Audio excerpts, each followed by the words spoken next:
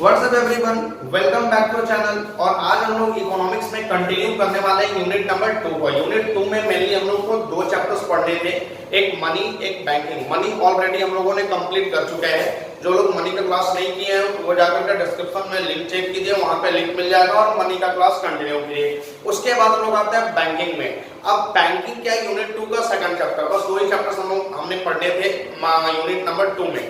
अब बैंकिंग क्या है, तो बैंकिंग में मेनली तीन टॉपिक्स हमने कवर करने हैं। तीनों टॉपिक के एक एक वीडियो आएंगे और 3 वीडियो में मैं इसको खत्म कर दूंगा।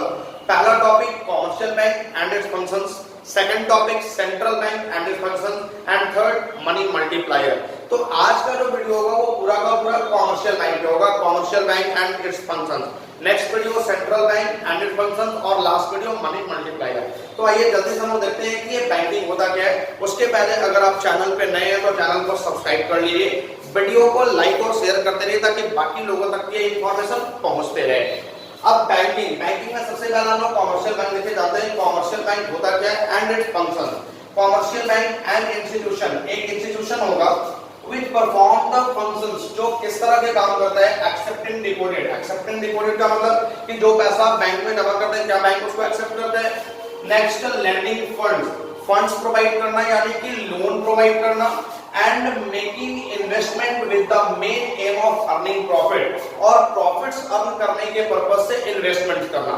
अब देखिए जो भी पैसा बैंक में जमा करते हैं, डिपॉजिट करते हैं, बैंक उस पैसे को या तो लोन के फॉर्म में डिस्ट्रीब्यूट कर देगी या फिर प्रॉफिट अर्न करने के पर्पज से कहीं ना कहीं इन्वेस्ट कर देगी।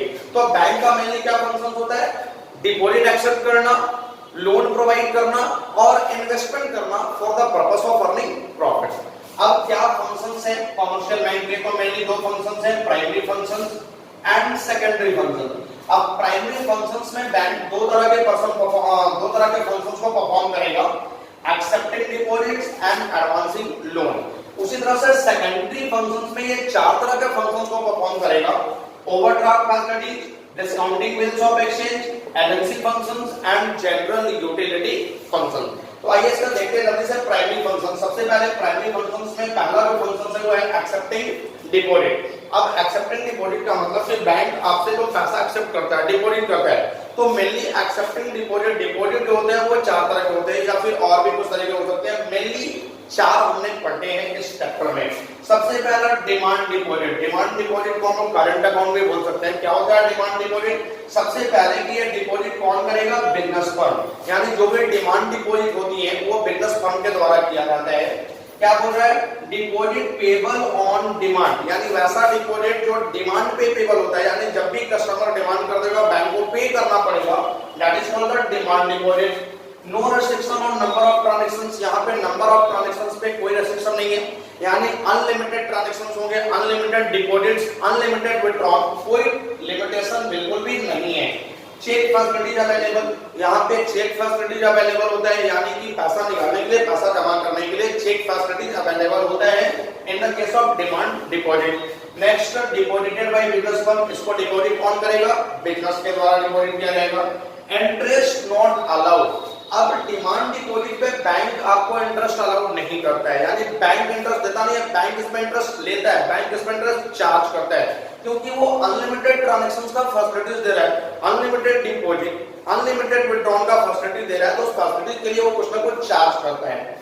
तो ये हो गया डिमांड डिपॉजिट। नेक्स्ट है हमारा फिक्स्ड डिपॉजिट। अब फिक्स्ड डिपॉजिट क्या है, amount deposited for a fix period of time, यानी एक ऐसा डिपॉजिट जिसमें अमाउंट एक फिक्स पीरियड ऑफ टाइम के लिए डिपॉजिट करा जाएगा। अब फॉर एग्जांपल कि जो हम लोग डिपॉजिट करते हैं 10 ईयर, 15 ईयर, 20 इयर्स के लिए, मैरिज करने के पर्पज से या फिर किसी सन के स्टडी के पर्पज से या फिर कोई कार खरीदने के पर्पज से या फिर घर बनाने के पर्पज से, तो इन सारे अमाउंट को एक फिक्स पीरियड ऑफ टाइम के लिए डिपॉजिट किया जाता है। Next to transactions only. अब फिक्स्ड डिपॉजिट के केस में केवल दो ही ट्रांजैक्शन होगा, एक डिपॉजिट का और दूसरा विथड्रॉल का, यानी एक ट्रांजैक्शन डिपॉजिट का और दूसरा पैसा निकालने का, बीच में कोई भी ट्रांजैक्शन इसमें नहीं होंगे। Next cheque facilities not available, यहाँ पे चेक फैसिलिटीज अवेलेबल नहीं होगा क्योंकि दो ही ट्रांजैक्शन करना है, एक डिपॉजिट दूसरा विथड्रॉल, तो बीच में चेक का कोई यूज ही नहीं है, cheque facilities not available. Deposited by household, जिसके द्वारा डिपॉजिट किया जाएगा, हाउसहोल्ड, यानी जो भी मिडिल क्लास फैमिली होते हैं, जो भी फैमिली होते हैं, उनके द्वारा ये डिपॉजिट किया जाता है।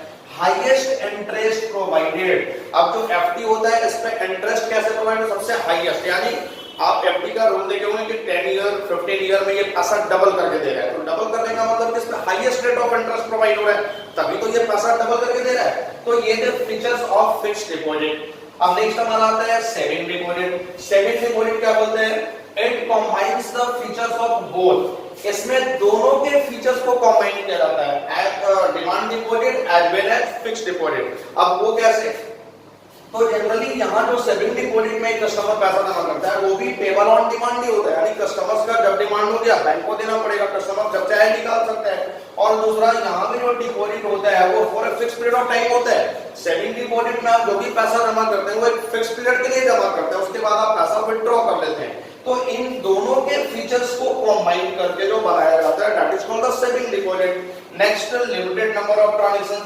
अब यहाँ पे ट्रांजैक्शंस तो होंगे बट वहां पे ट्रांजैक्शंस का एक लिमिटेड नंबर होगा, ऐसा नहीं कि अनलिमिटेड ट्रांजैक्शन बिल्कुल भी नहीं होगा। चेक फैसिलिटीज अवेलेबल, जो भी आप सेविंग डिपॉजिट करते हैं उसमें चेक फैसिलिटीज अवेलेबल है, आप चेक के थ्रू पैसा जमा कर सकते हैं, चेक के थ्रू पैसा निकाल सकते हैं। Next deposit by household, कौन इसको डिपॉजिट करेगा, हाउस होल्ड डिपॉजिट करेंगे। Interest provided but less than FD, interest provide तो करा जाएगा बट एफडी से कम। तो ये थे सेविंग डिपॉजिट के फीचर्स। नेक्स्ट हमारा है रेकरिंग डिपॉजिट। रेकरिंग डिपॉजिट क्या होता है, amount deposit on regular basis, यानी जहां पे आप रेगुलर बेसिस पर अमाउंट डिपॉजिट करते हैं that is called the recurring deposit. उसके बाद मंथली, क्वार्टरली, हाफ ईयरली और ईयरली ट्रांजैक्शन। यहाँ जो ट्रांजैक्शंस होंगे या तो मंथली हो सकते हैं, मंथली बेसिस पे हम पैसा डिपॉजिट कर सकते हैं, या क्वार्टरली यानी 3 महीने पे, हाफ ईयरली यानी 6 महीने पे और ईयरली यानी 12 महीने पे। तो ये depends upon the customer, customer पर डिपेंड करता है कि वो कैसे जमा करना चाहते हैं। Next cheque facility is not available. RD के केस में भी चेक फैसिलिटीज अवेलेबल नहीं है, क्योंकि यहाँ पे डिपॉजिट तो होता है रेगुलर बेसिस पे बट विथड्रॉन रेगुलर बेसिस पे नहीं होता है। आप रेगुलर बेसिस पे पैसा जमा कर रहे हैं बट रेगुलर बेसिस पे निकालते नहीं, वो एक फिक्स पीरियड ऑफ टाइम के बाद ही निकालते हैं। Next deposited bye house hold, ये भी कौन डिपॉजिट करेगा, हाउस होल्ड। उसके बाद interest allowed but less than FD, यहाँ भी इंटरेस्ट प्रोवाइड करा जाएगा बट एफडी से कम। तो ये थे guys 4 types of deposit, RD सबसे पहला, डीडी, उसके बाद एफडी, एसडी एंड आरडी। अब उसके बाद जो सेकंड फंक्शन था प्राइमरी का, सेकंड फंक्शन क्या परफॉर्म करेगा, एडवांसिंग लोन। अब एडवांसिंग लोन का मतलब होता है लोन प्रोवाइड करना, जिसको हम लोग लेंडिंग फंड्स के नाम से भी जानते हैं। अब जो भी पैसा यहाँ पे बैंक आपसे एक्सेप्ट किया है in the form of deposit, वो पैसा बैंक क्या करेगा, लोन के फॉर्म में कस्टमर्स को डिस्ट्रीब्यूट करेगा। तो सबसे पहले टाइप्स ऑफ लोन। अब टाइप्स ऑफ लोन में मेनली लोन 3 तरह के होते हैं। पहला कैश क्रेडिट, जिसको हम सीसी बोलते हैं। कैश क्रेडिट क्या होता है, the loan given against the current asset, यानी वैसा लोन जो करंट एसेट के अगेंस्ट में प्रोवाइड किया जाता है that is called the cash credit. अब यहाँ पे जब भी आप लोन लेने बैंक के पास जाएंगे तो बैंक कुछ ना कुछ आपसे सिक्योरिटी का डिमांड करता है, तभी आपको वो लोन प्रोवाइड करता है। तो जनरली एक बैंक करंट एसेट्स के सिक्योरिटी के अगेंस्ट में भी लोन प्रोवाइड करता है, जिस लोन को हम लोग बोलते हैं कैश क्रेडिट। अब ये लोन मेनली किसको प्रोवाइड किया जाएगा, जिसके पास बिजनेस होगा, क्योंकि करंट एसेट तो बिजनेस में ही देखने को मिलते हैं ना। हमारे घर में करंट एसेट थोड़ी है, हमने तो फिक्स एसेट्स रखा हुआ है अपने घर में, वहां पे यूज करने के पर्पस से, करंट एसेट तो है नहीं। तो ये लोन मेनली किसको प्रोवाइड किया जाता है, करंट एसेट्स के अगेंस्ट में, यानी बिजनेस को। Next interest charge on the amount originally withdrawn, ये काफी इंपॉर्टेंट पॉइंट है। यहाँ पे इंटरेस्ट तो चार्ज करा जाएगा इस लोन पे बट उसी अमाउंट पे जो एक्चुअल में विथड्रॉन कर लिया गया। अब फॉर एग्जांपल कि हमने कैश क्रेडिट लिया 10 लाख रुपीज का और इसमें से हमने 6 लाख रुपीज निकाल लिया, तो जो 6 लाख रुपीज विथड्रॉन किया बस इंटरेस्ट जो चार्ज होगा वो केवल 6 लाख रुपीज का ही चार्ज होगा। बाकी के 4 लाख जो हमारे अकाउंट में पड़े हुए हैं उस 4 लाख पे हमने कोई इंटरेस्ट पे नहीं करना है। जितना अमाउंट हम निकालेंगे बस उसी अमाउंट पे हमने इंटरेस्ट पे करना है, बाकी अमाउंट पे इंटरेस्ट पे नहीं करना है। तो ये हो गया हमारा cash credit. Second is demand loan. Demand loan का मतलब क्या होता है, जनरली इस लोन का ट्रेंड तो नहीं है, ये लोन चलता नहीं है बट टाइप्स ऑफ लोन है वो समझना पड़ेगा। The loan which can be recalled by bank on demand, यानी वैसा लोन जो बैंक के द्वारा डिमांड पे रिकॉल किया जाएगा, that is called the demand loan। यानी जब भी बैंक डिमांड हो गया, बैंक रिकॉल करेगा, वो लोन का पेमेंट कस्टमर को करना पड़ेगा, that is called the demand loan. तो ये ट्रेंड में नहीं है, इस तरह का लोन चलता नहीं है। और लास्ट हमारा short term loan, these are given as personal loan against the collateral security, यानी वैसा लोन जो पर्सनल लोन के फॉर्म में दिया जाता है कोलैटरल सिक्योरिटी के अगेंस्ट में। मेनली ध्यान रखना है कि ये लोन सैलरीड पर्सन को दिया जाता है। सैलरीड पर्सन का मतलब जो सैलरी लेते हैं, यानी जो कहीं जॉब करते हैं, गवर्नमेंट हो या फिर नॉन गवर्नमेंट हो, अगर वो सैलरी ले रहे हैं तो उनको जो लोन प्रोवाइड किया जाएगा कोलैटरल सिक्योरिटी यानी उनके सैलरी के अगेंस्ट में, that is called the personal loan and also called the short term loan. तो ये थे guys 3 types of loan, first cash credit, demand loan and short term loan. ये हो गया प्राइमरी फंक्शन। अब हम लोग चलते हैं सेकेंडरी फंक्शंस की ओर। तो सेकेंडरी फंक्शंस में बैंक 4 तरह के फंक्शंस को परफॉर्म करता है। सबसे फर्स्ट हमारा क्या है, ओवरड्राफ्ट फैसिलिटी।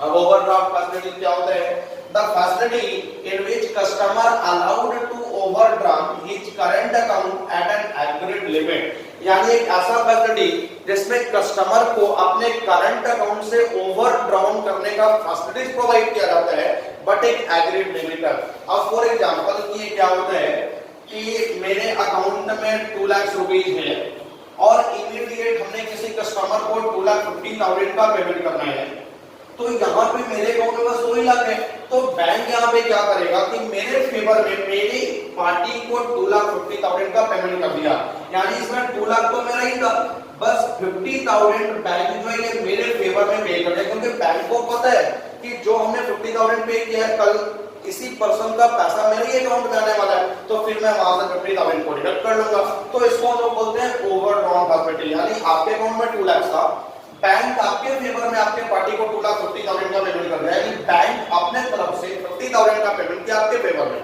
अब जब आप नेक्स्ट डे इसमें 1,50,000 डिपॉजिट करेंगे तो 50,000 जो है ये बैंक काट लेगा, क्योंकि आपका बैलेंस था माइनस में जा चुका था, तो 50,000 काट करके आपके अकाउंट में जमा कितना करेगा, 1 लाख। तो ये जो 50,000 था इसको हम बोलते हैं ओवरड्राफ्ट फैसिलिटी।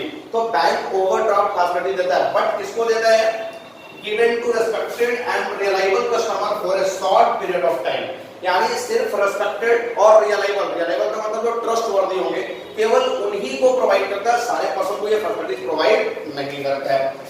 नेक्स्ट है हमारा एजेंसी फंक्शंस। एजेंसी फंक्शंस यानी उसके पहले हमारा discounting bills of exchange. Discounting bills of exchange, discounting bills of exchange का मतलब जो बिल्स ऑफ एक्सचेंज आपने 11th में पढ़ा था, बिल्स ऑफ एक्सचेंज बस वही बिल्स ऑफ एक्सचेंज है। यानी क्या होता है, facility in which A holder of the bill can get the bill discounted with bank before maturity, यानी एक ऐसा फैसिलिटी जो बैंक अपने होल्डर यानी बिल के होल्डर को देता है कि आप मैच्योरिटी डेट से पहले बिल को बैंक से डिस्काउंट करवा सकते हैं। यानी फॉर एग्जांपल कि मैंने किसी पर्सन को कुछ गुड्स सेल करा और उसके ऊपर एक बिल लिखा, अब वो पर्सन बोला कि मैं 3 महीने के बाद पेमेंट करूंगा। अगर 3 महीने के पहले मुझे पैसे की जरूरत पड़ेगी तो मैं उस पर्सन के पास तो नहीं जा सकता जिसको मैंने गुड्स सेल किया है, क्योंकि वो पर्सन मुझे 3 महीने बाद पे करने बोला है। तो मैं क्या करूंगा, अपने बैंक के पास जाऊंगा, उस बिल को दूंगा, बैंक बिल का कुछ डिस्काउंटिंग चार्ज काट करके बाकी पैसा मुझे रिटर्न कर देगा। तो इसको लोग बोलते हैं bills of exchange, discounting bills of exchange facility. तो बैंक ये फैसिलिटी भी अपने कुछ रेस्पेक्टेड कस्टमर को, रिलायबल कस्टमर को प्रोवाइड करता है। Next agency functions. Agency functions यानी third functions of secondary functions. Agency functions क्या होता है कि बैंक जो होता है वो कुछ अदर फंक्शंस भी आपको प्रोवाइड करता है, यानी बैंक यहाँ पे एज ए एजेंट काम करता है। बैंक अपने कस्टमर के लिए एज ए एजेंट काम करता है और वो कुछ तरह के फंक्शंस परफॉर्म करता है। किस तरह के फंक्शन परफॉर्म करता है, ट्रांसफर ऑफ फंड, यानी आपके फेवर में वो फंड ट्रांसफर कर देता है किसी दूसरे अकाउंट में, किसी दूसरे पार्टी को। Next collection and payment of various item, कुछ आइटम का कलेक्शन और पेमेंट भी कर देता है। जैसे आपने एग्जांपल वो बिल्स ऑफ एक्सचेंज में पढ़ा, सॉरी बैंक रिकॉन्सिलिएशन स्टेटमेंट में पढ़ा था कि बैंक आपके फेवर में इंश्योरेंस प्रीमियम का पेमेंट कर दिया, आपके फेवर में क्लब बिल का पेमेंट कर दिया। तो ये बैंक आपके फेवर में कुछ आइटम का पेमेंट कर देता है और कुछ आइटम को जैसे डिविडेंड कलेक्ट कर लिया, इंटरेस्ट कलेक्ट कर लिया, तो आपके फेवर में वो कलेक्ट कर देता है। Next purchase and sale of security, आपके फेवर में कुछ सिक्योरिटी को परचेज कर लेते हैं, कुछ सिक्योरिटी को वो सेल कर देते हैं।